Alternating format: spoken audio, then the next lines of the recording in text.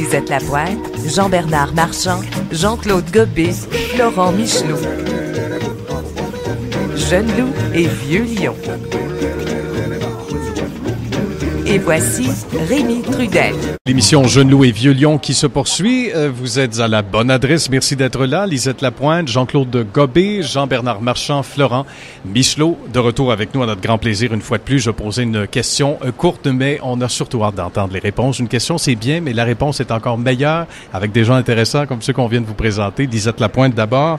On rappelle la question pour ceux qui n'étaient pas avec nous. Si vous aviez devant vous un jeune ou une jeune, quel que soit son sexe, intéressé par le monde politique, malgré tout ce que l'on sait, etc., quel serait votre message d'espoir, il va sans dire, pour les inciter à faire le saut? Bien, écoutez, on parle d'un jeune qui serait intéressé à la vie publique, politique, à se faire élire et à représenter des gens. Oui. Écoutez, moi, je vous dirais que ça peut être le plus beau métier du monde. Je dirais d'abord à la jeune personne, puis j'en vois ici parce on a des jeunes loups, n'est-ce pas? Voilà. Et personne ne nous dit qu'un jour, ils ne seraient pas tentés de se lancer en politique. Je pense que ce qui est important, c'est d'abord de faire autre chose, de commencer par se bâtir une carrière, que ce soit dans l'enseignement, que ce soit dans le domaine des affaires, quel que soit le domaine, de ne pas arriver en politique, en tout cas en général. En général, là, ceux qui font les meilleurs députés sont des gens qui ont fait autre chose avant. Ça ne veut pas dire d'attendre d'avoir 60 ans, là, mais avoir fait d'autres choses avant. Ça permet de comprendre bien davantage la population qu'on va représenter.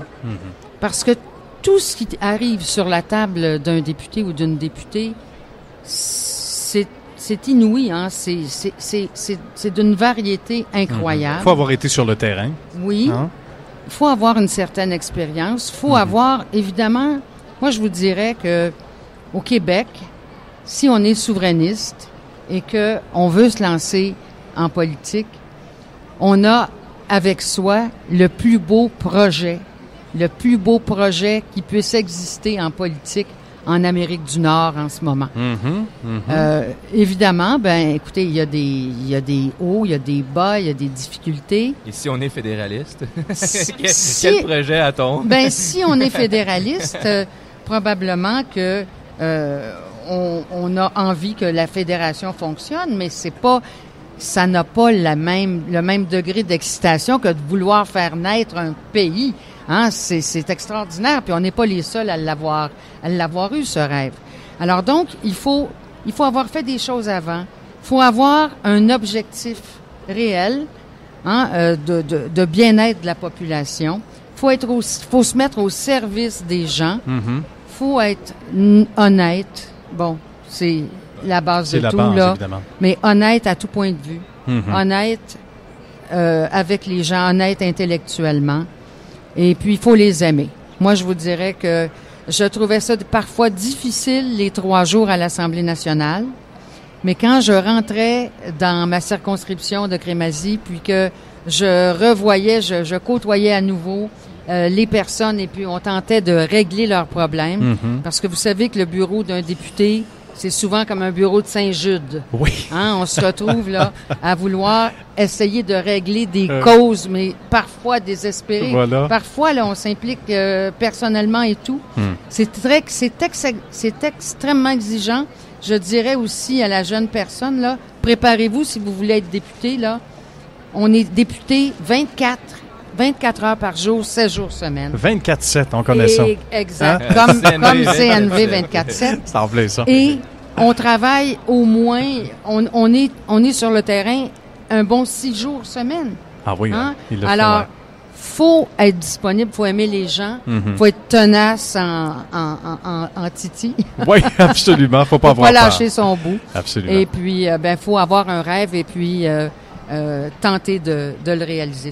À la question, si vous avez un jeune devant vous, Une jeune personne, est-ce que vous seriez intéressé d'abord, non seulement à vanter les mérites du monde politique, du secteur public? Sans doute que oui. Vous êtes tous ici avec moi et on adore ce secteur public. Jean-Bernard, quelle serait la Je me trouve réponse? assez mal placé parce que c'est comme si on me posait la question, finalement, si tu te voyais dans la glace, quelle phrase aimerais-tu entendre de ta part? Non, je dirais probablement une chose en toute humilité parce que on est en apprentissage constant dans nos vies. Ouais. Il y a une chose qui me vient à l'esprit, c'est de parler à son voisin, finalement. Voisin dans toutes les images qu'on peut avoir, le voisin de où on habite, des gens avec qui on côtoie, de discuter, de rencontrer. C'est à mon sens la meilleure façon d'avoir une empreinte qui est tangible et qui est réelle. C'est ça être député, finalement. Hein? C'est représenter des gens. Alors, de parler à son entourage. Mais si je peux me permettre également... j'ai rencontré Léo Bureau-Blouin récemment lors d'une conférence. Évidemment, il fait un peu partie des exceptions. Il est l'exception, oui. Et pourquoi faut l'expliquer l'exception? Et on peut être d'accord ou contre cette idée-là. Ce qu'il disait finalement, là, il dit, je me suis posé une grande question après tout le mouvement de mobilisation. Je me suis dit, quel message je vais envoyer? Parce qu'évidemment, on prend tout le temps une petite charge personnelle quand on est dans un grand mouvement populaire. Comme ça, il dit... Quel message je vais envoyer si j'arrête tout, s'il n'y a pas de suite à ça? Et c'est ça le service public, finalement. C'est qu'il se disait, je dois donner un sens à la mobilisation. Je dois dire aux gens qui ont cru en quelque chose, qui se sont mobilisés, qui sont sortis dans la rue, finalement, il peut y avoir une suite à ces choses-là. Voilà. Alors lui, c'était son expression. Et il l'a pas dit comme ça, mais il disait, je me suis fixé des objectifs. Et quand je vais réaliser ces objectifs-là à court terme, je vais probablement quitter la vie politique pour peut-être revenir. Mais il l'a pas dit comme ça, mais c'est ce que ça voulait dire. On doit se fixer des objectifs. Lui, évidemment, il est le fruit d'un mouvement populaire incroyable, même historique au Québec. Il sentait qu'il devait y avoir une suite, malgré son jeune âge, malgré... on a dit des choses absurdes à son sujet en disant « Léo Bureau-Blouin n'a pas d'enfant, alors il ne peut pas savoir c'est quoi la politique. » Léo Bureau-Blouin... Non, mais c'est vrai. On n'a pas fini, là. Non, on a dit finalement n'importe quoi en disant il n'a pas terminé ses études, il connaît rien. Alors, mais c'est simplement dire, on se donne des objectifs, puis ensuite on passe à autre chose pour aller acquérir d'autres expériences ailleurs. Moi, je suis certaine qu'il va faire un excellent député. Hein? Je suis sûre que sa population croit vraiment en lui parce que c'est quelqu'un qui s'est tenu debout, qui a défendu ses valeurs. Puis ça, c'est une autre c'est une chose essentielle pour un député. Les citoyens qui vous élisent veulent être sûrs que quand vous vous levez à l'Assemblée nationale, vous vous levez pour quelque chose en quoi vous croyez. Et c'est certain que moi, je ne vois pas Léo Bureau-Blouin dans 20 ans avoir suivi là, son... vous savez, là, être député pendant 20 ans. Mais peut-être que dans 5 ans, dans 6 ans, avec de l'expérience, une expérience extraordinaire.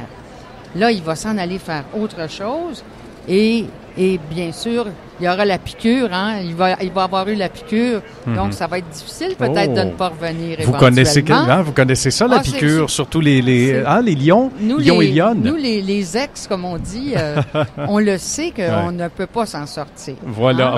Rappelons l'expression de Rémi, on est député à vie. Hein? C'est ce qu'on dit. Donc, est-ce que peut-être en sous-question pour le tour de Florent, et ensuite on va entendre Jean-Claude là-dessus, à la question pour ceux qui viennent de joindre à nous, bon, si vous aviez un jeune ou une jeune personne, peu importe, devant vous, garçon ou fille qui veut faire carrière dans le secteur public, dans le monde politique, etc., avec tout ce que l'on sait, avec le secteur, évidemment, vous le savez, étant écorché comme il l'est, à part ce que l'on ne sait pas, comme disait le vieil oncle, à part ce qui s'en vient, parce qu'on a l'impression que c'est pas fini, malheureusement, il y a quand même de ce secteur de si belles choses qui peuvent rejaillir.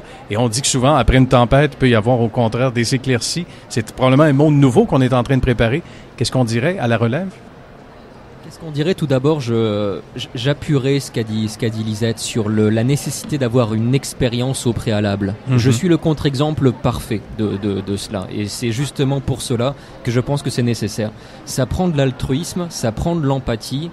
Et dans le fond, on ne peut pas être juste technocrate, c'est-à-dire sortant de ses études, etc. J'ai eu la chance d'être directeur de cabinet adjoint à l'âge de 24 ans, fraîchement sorti des hautes études, Et pourtant, je viens pas de la haute société française, loin de là. Mais reste que on est face à des réalités que l'on ne connaît pas. L'abbé Pierre, notez-le bien, c'est rare que je note que je cite un homme d'église, mais disait on ne pleure pas sur des chiffres. Donc voilà, il faut avoir, j'aime bien cette expression, il faut avoir les mains dans le cambouis. Il faut avoir faut connaître la réalité de terrain. Donc ça, c'est un préalable. Pour le reste, que faire à l'égard de la politique ? Là encore, je vais peut-être avoir un message surprenant, mais je ne pense pas qu'il n'y a que la politique institutionnelle.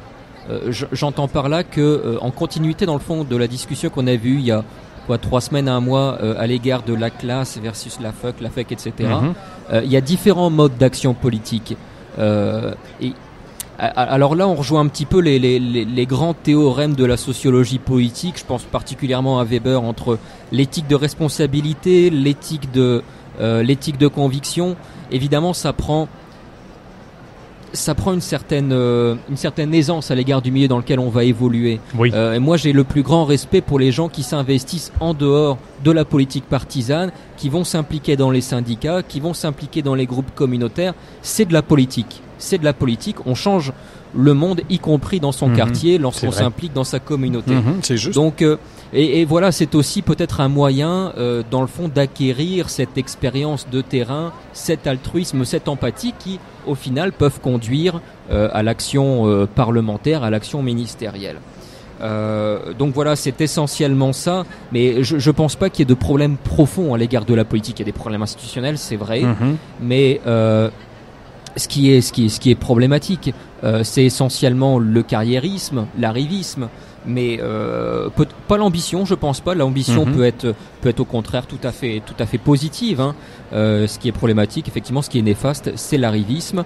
Alors là, comme je disais, une réflexion à mener à l'égard de l'institution, une réflexion à mener à l'égard du fonctionnement des partis politiques, mais plus que jamais, la politique est fondamentale.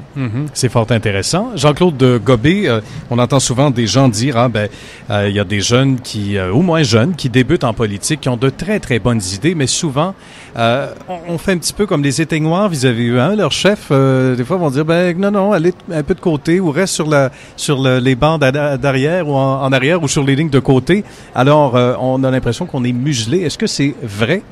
Première des choses, et justement, peut-être en sous-question à la question qu'on vous posait tout à l'heure et qu'on pose à tout notre monde ici autour de la table à Jeunes Loups et Vieux-Lions, que dire à une jeune personne qui veut se lancer dans le domaine et qui est encore tout épanoui pour entretenir cet épanouissement-là et cette volonté de faire du politique? Alors tout d'abord, pour répondre, Nicolas, à ta première question, oui, lorsqu'on est jeune, je me souviens, moi, dans ma trentaine, de mes 30 ans, jeune élu à l'Assemblée nationale du Québec, j'avais des idées à ne plus savoir quoi faire, d'ailleurs. Mais j'y croyais fermement, sincèrement. Et en plus, ces idées étaient basées sur mon expérience de vie professionnelle, sociale et autres. Et il est vrai qu'arrivé à l'Assemblée nationale, on m'a très vite fait savoir que, d'abord, j'étais un des derniers élus, donc j'étais assis dans le fin fond de l'Assemblée. Oui, c'est ça. Alors... Et que mon temps de parole, ça arriverait une fois de temps en temps. Okay. Et que je devais parler sur les projets de loi, de la façon dont la ligne était sortie par le parti. Et mot à mot, là. On n'a pas beaucoup de liberté, non? Pas mot à mot, parce que je n'étais pas capable. Vous me voyez parler, là. Oui, heureusement. Mot à mot, là. C'était ennuyant un peu. Et donc, c'est vrai que c'est une grande désillusion au début. Une grande désillusion. Et il y a les faits de groupe aussi, parce que si on ne suit pas cette voie-là, eh bien, le groupe, comme dans tous les groupes, il y a un sentiment un peu d'ostratisation. Voilà.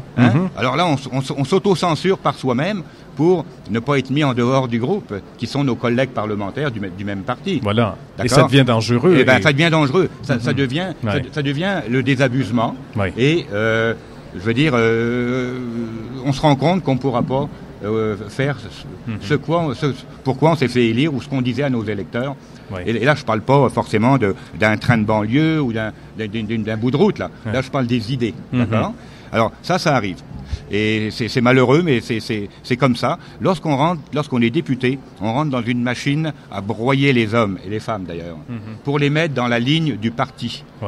Et on peut en déroger des fois un petit peu, mais pas tellement plus. Voilà. Et moi, je vais vous dire que j'ai vu des partis pendant ces 20 ans-là, lorsque quelqu'un dérogeait, il ne trouvait pas ça drôle à vivre la situation, la personne qui le faisait. On a posé des gestes concrets aussi, là. Et il y a eu des gestes qui sont posés concrets pour mettre sur une voie d'évitement un certain des personnes, parce que, justement, ils n'ont pas l'esprit de groupe. Il y en a qui voient la politique, qui voient le caucus des députés comme une game de hockey. Quand le chef, c'est comme l'entraîneur arrive, on se lève pour applaudir. La première ligne, la deuxième ligne. Après ça, les gars, on y va, puis let's go. Mais c'est à peu près ça. Là, Alors, à la question, avant d'entendre Lisette là-dessus, parce que je sais qu'elle a quelque chose, comme toujours, d'intéressant à ajouter. C'était simplement dans le suivi de ce que disait Jean-Claude. La désillusion qui peut arriver quand on arrive à l'Assemblée nationale comme jeune élu. Il y a une chose qui est fondamentale. Quand on se joint à un parti, c'est parce que on est d'accord avec la grande majorité de ses idées et de ses objectifs. Alors, normalement, on n'est pas trop broyé, parce que, si le parti est plutôt écologique, donc on va être assez heureux, habituellement, à moins qu'il commence à faire des petits reculs. Normalement, on va pouvoir être assez à l'aise. Si, par contre, il y a des changements par rapport à ce que aux objectifs et aux idées du parti, ben là, je pense que le député a une décision à prendre en fonction pour respecter vraiment, pour se respecter lui-même, ses convictions, mais aussi respecter ses électeurs. Et ça peut amener jusqu'à quitter le parti, ce que moi, j'ai dû faire pour, justement, pour des raisons de conscience. Alors, ce sont des choses qui peuvent arriver. C'est vrai qu'il y a des moments assez difficiles. Puis le caucus, oui, un peu un match de hockey, mais ça prend beaucoup de stratégie parce qu'il faut réussir à faire passer son point de vue, enfin, au moins l'exprimer. Puis il faut travailler fort auprès de nos collègues pour dire, regarde, c'est important, notre parti peut pas s'en aller dans telle direction, faut qu'on intervienne. Faut qu'on pousse. L'analogie avec le sport et le hockey est tout à fait magique. Et ça, je pense que tout le monde se reconnaît. Et un peu comme il y a des entraîneurs peut-être qui ont un peu moins de facilité avec certains de leurs joueurs, et je pense au rapport également, au rapport humain, là, indépendamment d'idéologie, il y a des gens avec qui ça ne fonctionne pas, et souvent ça a quelque chose de chimique, on peut pas déroger de ça. On a beau mettre de l'eau dans notre vin, etc., c'est difficile. Mais il faut répondre à la question, mon cher Jean-Claude, seriez-vous un bon vendeur à celui ou celle qui, au jeune âge de, je sais pas moi, 18, 20 ans, 25 ans, voudrait faire carrière en politique aujourd'hui avec tout ce que l'on sait? Bien, aujourd'hui, avec tout ce que l'on sait, si on se fie seulement à ça, j'aurais de la difficulté. Mais je pense que la première question, je lui poserai une question, moi. En quoi croyez-vous? Bien. Quelles sont vos convictions, mademoiselle ou monsieur, là? Oui. Est-ce que vous croyez en quelque chose, tout d'abord?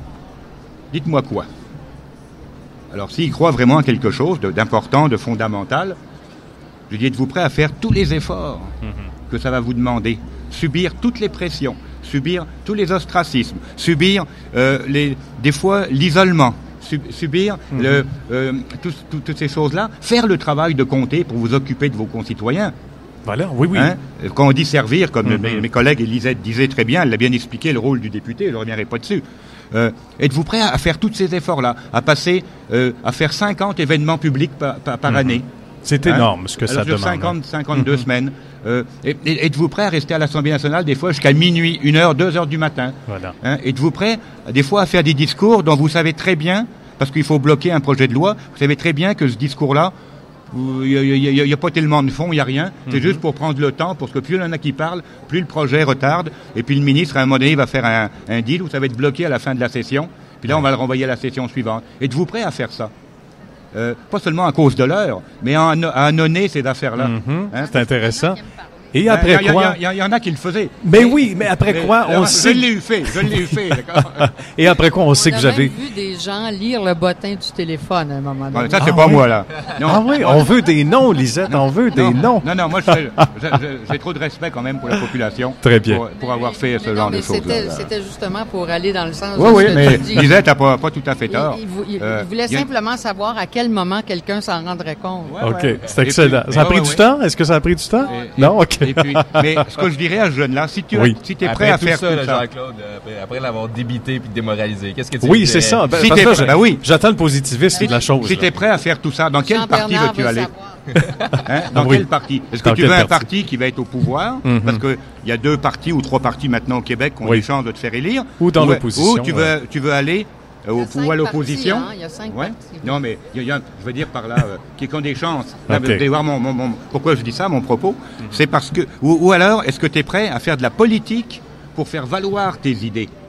À ce moment-là, et de là, c'est pas forcément un des partis qui va faire élire des députés si on se fie au sondage. Okay. Est-ce que tu es prêt à faire ça? S'il me dit non, je préférerais être élu, je dis là, mon grand, tu as un problème, parce que tes convictions et tes idées, c'est pas tout à fait ce que tu me dis, tu n'es pas prêt à faire cet effort-là. Tu es un peu, comme disait mon ami Florent, un carriériste ou un arriviste. Je te souhaite bonne chance, tu ne trouveras pas le voyage très facile. Okay. Voilà. Donc, c'est pas très encourageant. S'il est prêt à faire ça, je vais lui dire, vas-y, travaille, mais il va te faire battre 1, 2, 3 fois peut-être. Mais continue, d'abord tes idées, tu les fais avancer, et ensuite de cela, peut-être tu vas être élu un jour, puis tu seras capable de faire valoir tes idées. Bon, au moins il y a espoir, et effectivement, ça peut être intéressant rapidement. Oui, il nous reste 2 minutes. Si je peux, les gens qui s'intéressent, il y a une très belle série d'articles dans Le Devoir, dans le cahier idées, sur les nouveaux élus à l'Assemblée nationale qui traitent justement de la question. Et on remarque, puis tout ce qui a été dit là ici, on a la chance d'avoir vraiment des gens d'expérience et des gens peut-être plus idéalistes aussi à travers ce sujet, mais on réalise beaucoup qu'il y a beaucoup de désillusions finalement, parce que le travail à l'Assemblée nationale est aride, il est très mécanisé et des fois il s'éloigne finalement de l'idéal qu'on s'en était fait, mais ce qui vient souvent regagner le pari, c'est le travail de comté, le travail avec les citoyens. Voilà. C'est souvent ce qui permet cet équilibre et c'est ce qui ressort. Alors j'ai pas eu la chance d'être sur les banquettes encore, comme Lisette arrête pas de me regarder. Souhaiter. Non, mais c'est intéressant, je vous conseille de lire. Juste rapidement. Sur son dernier truc, il a tout à fait raison. Lorsque moi j'étais à l'Assemblée nationale, puis que j'étais, excusez-moi le mot, là, les auditeurs, puis les gens qui nous écoutent, quand j'étais écœuré du système, je rentrais dans mon comté, j'allais voir mes électeurs, où là j'étais accueilli comme vraiment quelqu'un qu'ils aimaient. Donc ça c'est valorisant, c'est le baume sur la plaie. Là. Et je dois vous dire que j'étais très souvent dans mon comté.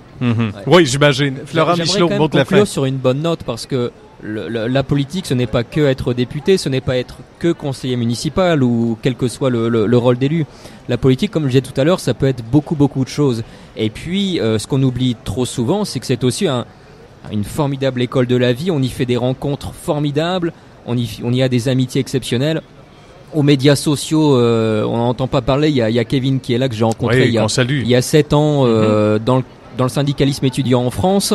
On s'est pas vu depuis des années, et puis là on renoue notre amitié. Ce que je veux dire, c'est que c'est des choses vraiment fortes qu'on vit en politique, des combats que l'on vit côte à côte. Parfois c'est dur, parfois on en chiale. Mais voilà, c'est beau, et moi vraiment j'invite tout le monde à s'impliquer, quel que soit le degré d'implication. C'est formidable. Et on le disait, on vit un tournant après cette tempête. Pour revenir à l'image, il y aura sans doute de très belles éclaircies. Non? Une seconde. Oui. Le plus paradoxal, c'est qu'à la fin, lorsqu'on a quitté après 10, 12, 15, 20 ans, comme Lisette et moi, on se rend compte que les vrais amis avec qui on continue de parler dans la politique, c'était nos adversaires d'en face. Oui, mais Jean-Claude, c'est très simple. Pour la simple et bonne raison que tes adversaires, il n'y a pas d'ambiguïté avec eux. Tu sais que tu ne t'entends pas sur un plan philosophique, qu'il n'y a pas de problème tu vas pas te faire de coups fourrés et pas de couteau dans le dos. C'est aussi simple que ça. Et il n'y aura pas de muselière. Moi aussi, j'ai eu d'excellents rapports avec mes adversaires. C'est aussi paradoxal que ça puisse paraître. Il faut savoir que la politique, c'est un petit peu comme dans n'importe quel autre domaine de la vie. Il y a des gens avec qui on a des sympathies naturelles parce que c'est des gens qui ont un peu les mêmes valeurs que nous. Et ça va bien au-delà des partis. Vous entendez le thème, notre nouveau thème d'ailleurs. Ce fut très intéressant. Lisette Lapointe, merci infiniment. Jean-Claude Gobé, Merci. c'est toujours un plaisir. Merci à Jean-Bernard Marchand, Florent Michelot. Merci à Kevin également qui nous aide au niveau technique. Mon nom est Nicolas Deslauriers. L'ami Rémi Trudel sera de retour à notre grand plaisir la semaine prochaine. Merci à vous d'avoir été là. Merci, Nicolas. Merci C'était beaucoup. bien intéressant. Très bonne semaine.